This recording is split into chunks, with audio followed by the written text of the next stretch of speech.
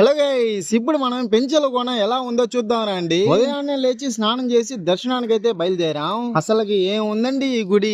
ముందు గుడి, వెనకాల కొండలో అసలుకి వ్యూ అయితే మామూలుగా లేదు. ఒక్కసారి ఈ గుడికి వస్తే మళ్ళీ మళ్ళీ రావాలనిపిస్తుంది.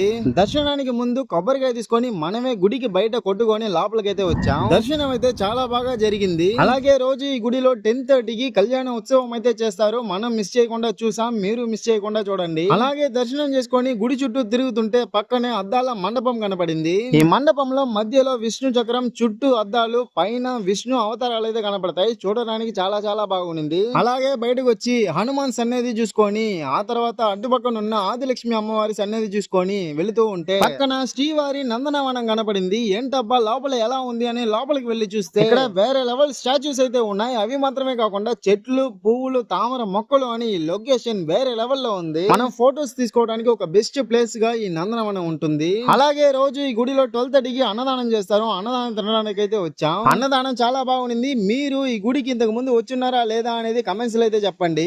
కానీ గుడి మాత్రం వేరే లెవెల్లో ఉంది.